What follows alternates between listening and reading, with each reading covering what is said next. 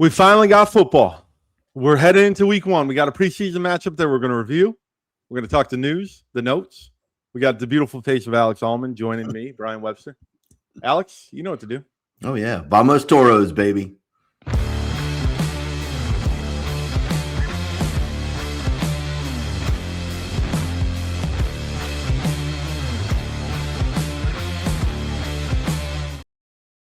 Welcome, everyone, to Toro Talk, the official podcast of your San Antonio Toros, the one and only San Antonio Toros in their history, their reborn history. We're brought to you by Complete Care and South Texas Spine and Surgical Hospital. Alex, I know we recorded a couple episodes kind of back to back, so we've had a couple of weeks off. You haven't had to hear from me in a while. Like, what's going on, man?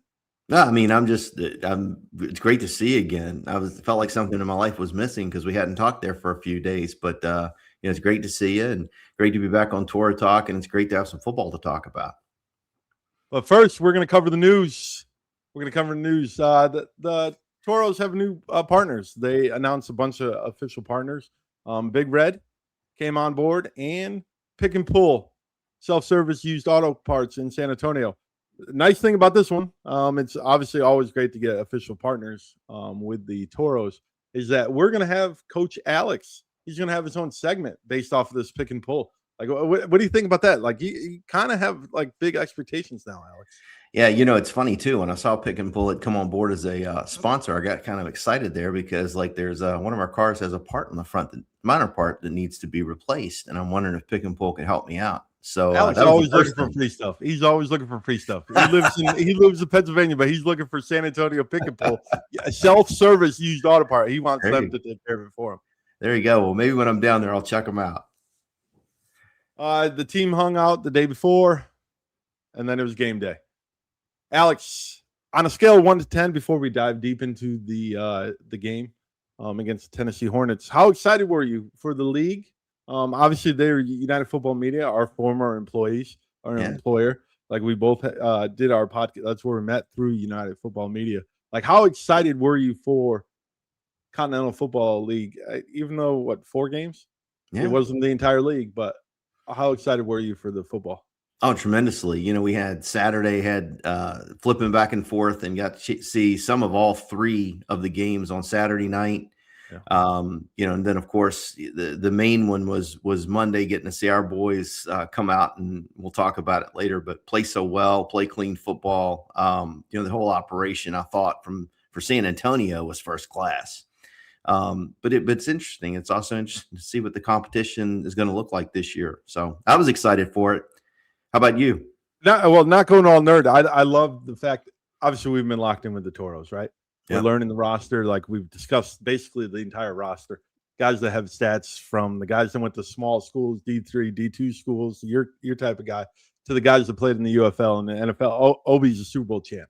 So we've done the entire range of players here. And it was nice to see the other teams, like especially the North, Cincinnati Dukes, to actually see them outside of a couple logos and, you know what I mean? Like some social media posts.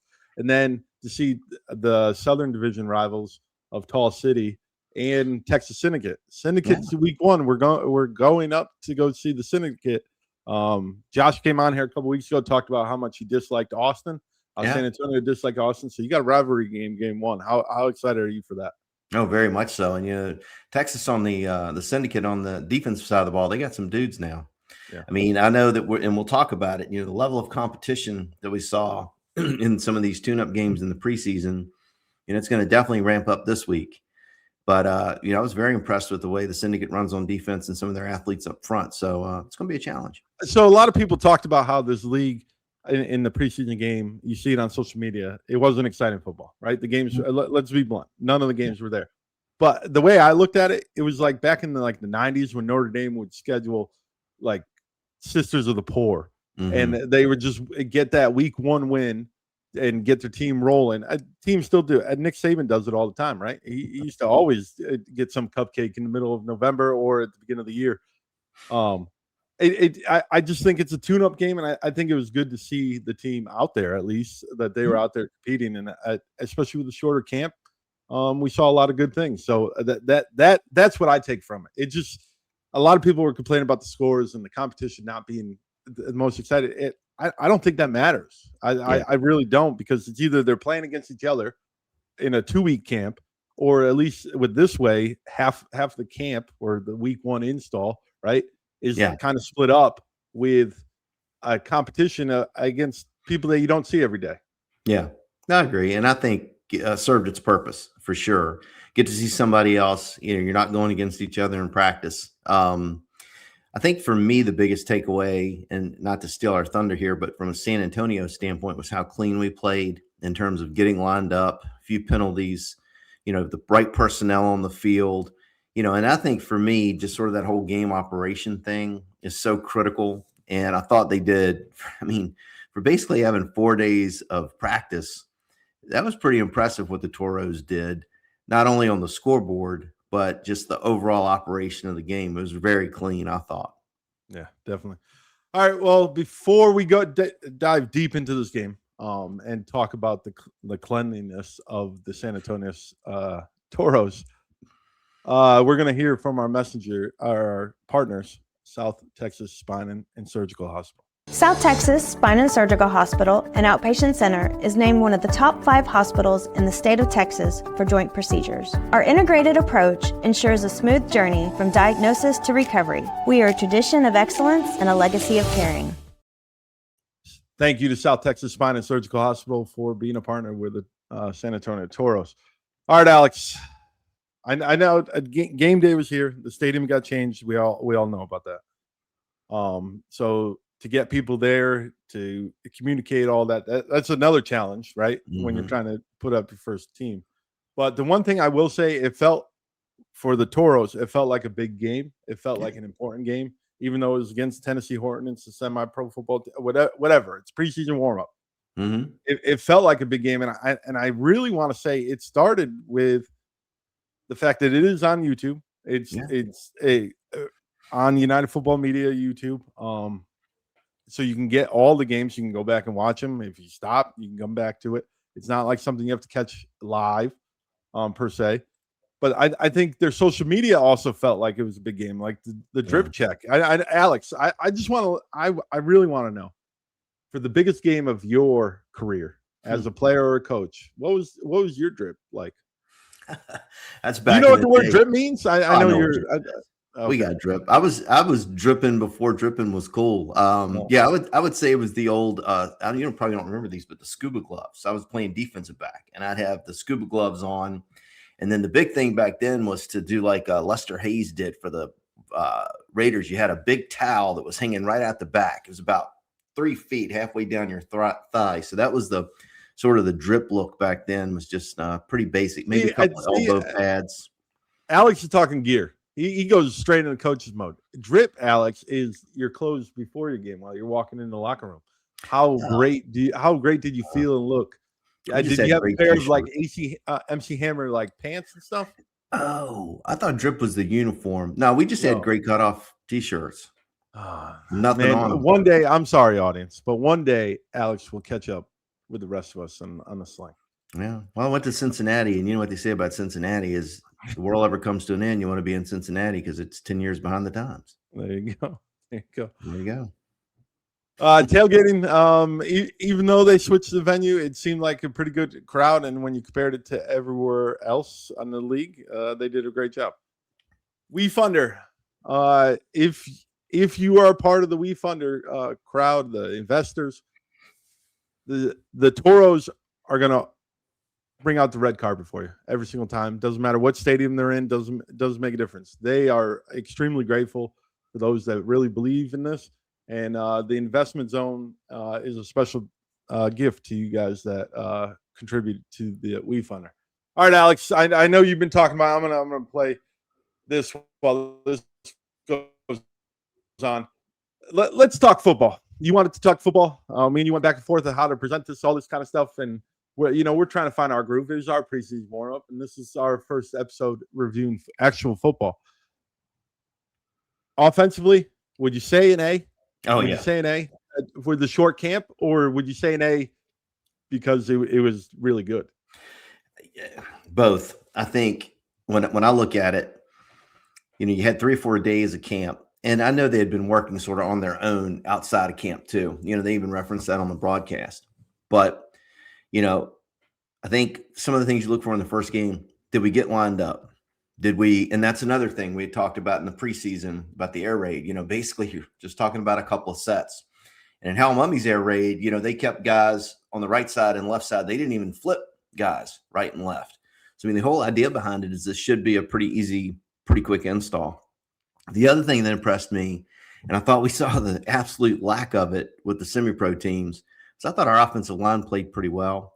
Remember how we talked about there's just a few two protections in the air raid that you have to learn from for pass pro, and then a couple of zone blocking techniques.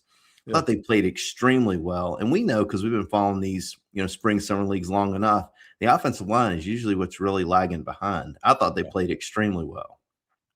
Yeah, they definitely did. Let's talk about the studs of the game. Who's one player that really caught your eye right off the bat? Lance Lejean. And I butchered his name earlier in the season, but 4 catches, 4 TDs.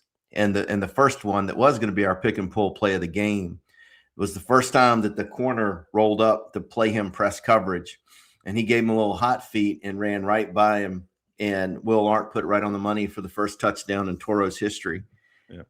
That guy, they could have put 4 guys on him and couldn't have stopped him. He really impressed me. The running backs also impressed me as a collective group.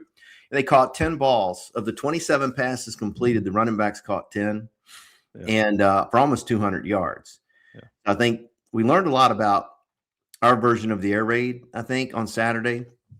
On Monday. Granted, they didn't show everything, I'm sure. We talked about tempo or not. We didn't see tempo. That's okay. It's early yet. But, they showed some 2-back, which I thought was interesting as well, which we had talked about that in preseason. Learned a lot about the offense. The other thing in the offense, too, and then I'll throw it back. But at my age, if you don't mention it, you'll forget it. I liked what they did with that Y position. Remember we talked about in preseason about how that Y sometimes can be more of a true tight end versus a quick guy when they go in the ace, which is 2 wide, both sides. I like that they put the Y as a true tight end. Says Midas made a couple of great catches for us. We saw. And you steal my thunder. That's my guy. Go ahead, then. Your Western Connecticut. Well, I just think he stood out. Like when you watch the game, you saw his catches, and I'm looking up the stats right now. He had 3 catches, 34 yards. It doesn't pop off, but and it was early on in the game. When he did make a play, it was a big play, and he just stood out. Like it was very easy. Yes, you'll remember the touchdowns. And yes, Lance. I'm going to butcher his last name, Legendre. Yes, he had 4. What? Lejean, is that they were saying on the broadcast? Lejean. But if you have 4 receptions for 99 yards, that looks great. That's fantasy stats. But if you're talking X's and O and actually looking at the film, our Greek guy, right, Demetrius. I'm not going to say his last name. I'm not even going to try that. All right, I've been married to a Greek for 15 years. I've given up on that language, but I just feel like he stood out. Like I looked at him. I'm like, oh. This is a weapon right here. So talk more about that tight end, because I think this version of the air raid, I think it's going to be really important, right? Yeah. It's not, like you said, it's not going to be a small, quick guy. Like that guy's going to give you the flexibility to run the ball too, because you can put him there and he can run block, right? Yeah. I agree. And I think it, like we talked about, it creates matchup problems. So, you're going to walk a linebacker out on him, or you're going to, and then maybe he runs by the linebacker when they go deep, or you put a defensive back on him, and is that a mismatch? But you're right about, says Midas, the first catch he made converted a first down. So he made the catch short of the sticks and converted. I think the second catch he made was that really nice one-hand catch over the middle, where then he caught it and then got hit. That was a big-time play for us too. Yeah. But, I think it's the versatility. I was really curious when they lined up, because, we had 3 tight ends in camp. And I'm thinking, okay, well, 3 tight ends, that tells me they may put a true tight end in that Y spot. And it was interesting to see it come to pass. They ran a lot of the shallow stuff with the tight end. And then they also ran the Y cross, where he climbs a little bit and tries to get down the field about 20, 22 yards. I think the one that says Midas made the one-handed catch on might have been a Y cross. You'd asked me earlier about mesh. I'd have to go back and look at the film. In full disclosure, I only watched it once and then kind of halfway watched it a second time. I didn't see a ton of mesh out of us. But it might have just been, some of the camera angles and not being able to see the full field. But anyway, I was impressed. I was happy with the whole operation. You talk about mesh. Obviously, the quarterback's going to be able to read that. Let's talk about the three quarterbacks. To our last episode, I said Durham. You said Arndt. You were right. Okay, I'll give it to you. The old guy stuck with the older player, and it turned out all right. How about grade them? I know the game obviously was not close. It was not close, and you went 21 or 27 for 240 yards for Arndt, right? 6 touchdowns. That's crazy. Mm-hmm. Hayden went 3 for 3, 104 yards, 2 touchdowns. So all he did was throw touchdowns. That's all he did. Mm-hmm. And then Durham kind of had cleanup duty in the fourth quarter when the game's out of hand. There was no urgency to the game. It was more like let's get out of here. He went 3 for 6, 122 yards for a touchdown. 9 touchdowns. Like, you can't say anything bad about it, right? When you have as many incompletions as you have touchdowns, that's not a problem.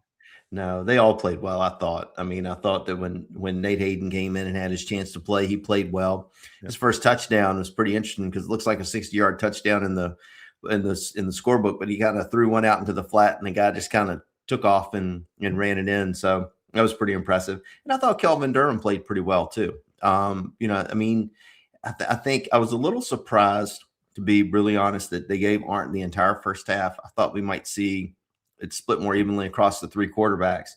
But Coach Bedwell, he sees him every day in practice. He knows what he's got. And these will be the 3 quarterbacks we'll take in on the roster and as we move ahead. So, and all of them can play. Good problem to have. Let's talk about the running backs. You touched on it briefly. Price, Graham, and Henry. I think they each had their moments, right? When you only rush for 10 times, and you get 100 yards, that's a pretty good day, right? And there's not one guy that had 70 yards in one. They all had.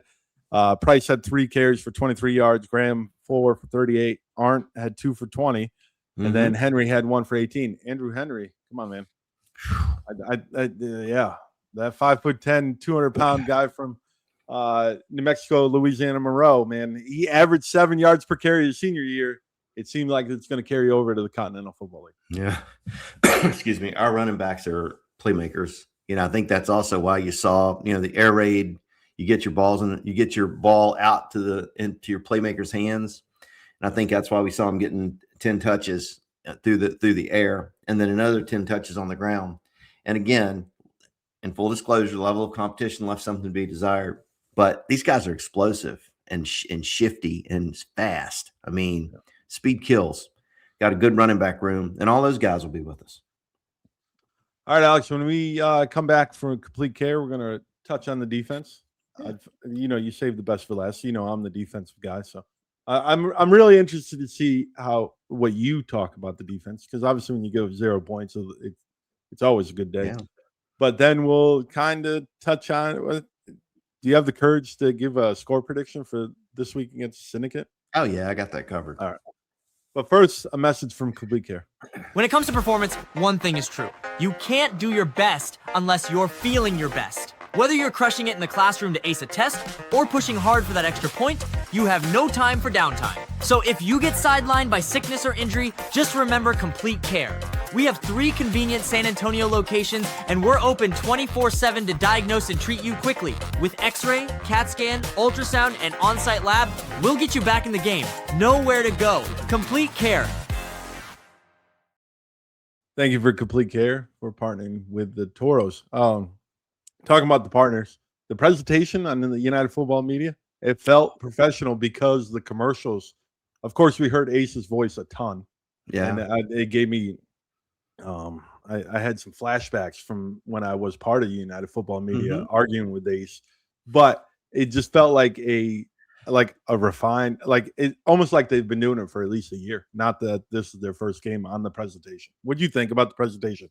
Yeah, I thought our broadcast team did a great job in game. I thought Texas Sports Productions, tip of the cap, great job of the different angles and replays and everything. The commercials that Ace and team had put together were first rate. listen, this is a startup league. You know it. I know it. There are going to be bumps in the road. We all get that. But I mean, these guys have done an incredible job of getting a team up off the ground and doing it professionally. This is the way to do it. The way these guys have done it. This is your set of directions if you want to see how it's done. And I'd encourage some of the other teams in the league to maybe step it up a little bit. I mean, we're gonna put a blueprint out there. Now it's your time to deliver. There you go. Alex coming in fire. I can't even top him. Look at the old guy still's got it. All right, let's talk defense. You sent me the notes. Yeah. You said you saw the odd front early and even the bear front on a few possessions. Like, did Glanville mix it up?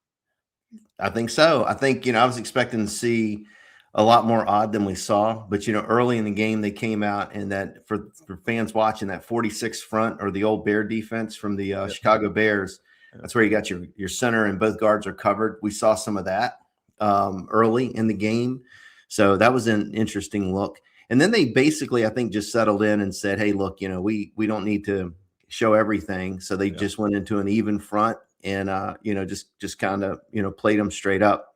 The one thing I would be curious to see is, or to touch on a little bit more, maybe if we ever get Coach Glanville on here, I saw in a blitz that I really liked. Looked like it was out of a wide tackle 6 front. For those of you that don't know the wide tackle 6, that was an defense was very popular back in the 60s. And actually some teams were running versions of it later on into the late 80s and the 90s. We were putting our guys, our interior tackles, outside of their tackles, and then walking the linebackers up in the A gap and just bringing more people right over that center than the other team could block. And I really liked the way that looked. And he ran that quite a few times, especially in the second half when we need to bring some heat. Talk about the pass rush. 3 sacks. Obviously, you talk about not really needing a ton of sacks and blitzing and all that. Talk about the guys, I guess. I know the scheme wasn't there. It wasn't too exciting because they probably didn't want to show a lot. They got the Syndicate next week, which is a step up in competition.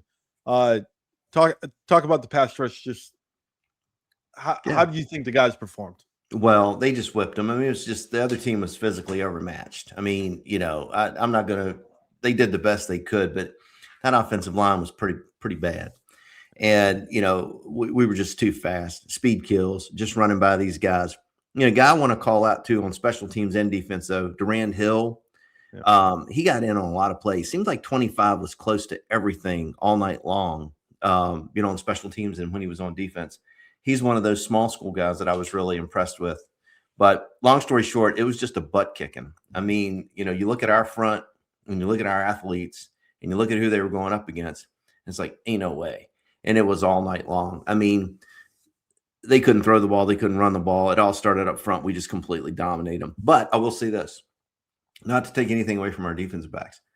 Our defensive backs were where they were supposed to be. And when the quarterback would, by chance, get a pass off, our guys were there. Like, we were covering. We were where we were supposed to be. So, good defensive effort all the way around. The only thing that I saw that gave me cause for concern out of this team was the kicking game, believe it or not. We missed 2 extra points. We missed a field goal that should have been a rouge. Should be 72-0. But I was a little disappointed in the kicking game. I know when the field goal he missed, the snap was low. They had a hard time getting it down. But, I expected a little bit more there. And I'm sure they'll get it cleaned up this week. It's 4 days, right? Working with a long snapper and a holder and all that. I know you touched on the defensive back. Matthew Littlejohn stuck out for me. A couple pass breakups. The San Antonio kid that went to Cal. You got any studs that you want to call out, particularly on the defense, or it's a team effort? It's a team effort. Other than Durand, it's just because. How great does Jerry Glanville look? What's that? How great does Jerry Glanville look? He showed great. Up on the yeah. My goodness. I mean, when I think he's 84 years old, but he doesn't. So only like in 3 years, you hope to look that good. I like to look that good now. Hey, if you get a chance, read his book. Elvis Don't Love Football. I've read it 3 times, and he's close to the bone. He's a real dude. So glad he's on our side. There you go. All right, Alex. It's time. It's time to obviously we haven't seen these teams play a Continental Football League game. They've just played the preseason game. You got a score prediction for the Texas Syndicate? I think we're going to blow them out. I mean, and Woo! that's no disrespect to the Syndicate, but I think it's a 42-6 type game, 49-3. And I tell you why. And again, no disrespect to those guys. You're right. It's hard to tell because all of the semi-pro teams that played this Continental Football League teams, their offensive lines were awful, collectively awful across all those teams. You look at them and say they're not very good. I look at the Syndicate when I watch them. They have a quarterback that's a good dual threat guy. I'm not sure if he can beat you with his arm. Okay, so I think that's maybe he's not dual threat. Maybe he's more of a single threat quarterback. Their offense to me offensive line rather looked very suspect. Like when I looked at them and, you look at the eye test and you think, and I remember what our front looks like. And I'm thinking, reminds me about a lot what I saw this past week. I don't think it'll be that bad, but I'm not impressed with their offensive line at all. Where they do scare me a little bit is they have really, really good athletes on defense. I thought they were fast. I thought they were aggressive. I think our offense will see much more of a challenge. But I would be surprised if they move the football on us at all this week. So I'm going to go with 42-6 Toros. We get the opening road win. Everybody come from San Antonio, come on over to Austin area and rub it in after we win. So that's my call. All right. I went 31-14. I think it's a game for a quarter and a half, I think.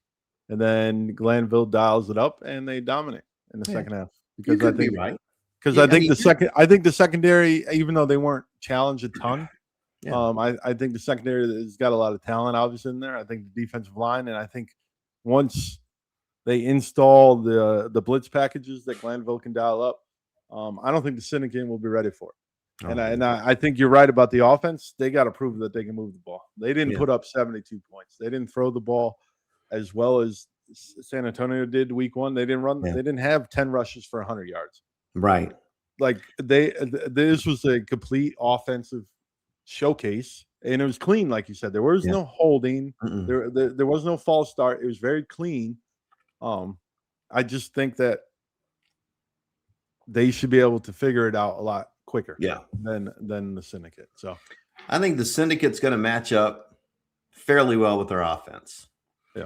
I think our defense is going to annihilate them because I was not impressed with the Syndicate's offense, if I'm being really honest. I wasn't overly impressed with them at all. And I just think we have too many dudes and we're going to keep them off the field. And, their defense going to be chasing an air raid team that spreads it around all night long. And after a while, they're going to get tired of chasing. And I think we're going to blow the doors off of them. Fair enough. Other games in the league, Indy Bison are playing the Cincinnati Dukes. The schedule gets updated on CoFLfootball.com. And then Tall City is playing Fort Worth Braves. All right, Alex, we did it. We did it. We got another one on the books.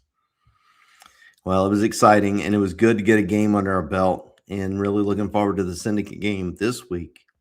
Yeah. All right, for Alex Allman, I'm Brian Webster. This is Toro Talk, the official home. Thank you to our partners, Complete Care and South Texas Spine and Surgical. And Alex, take us home. Hey, until our next visit, so long, everybody.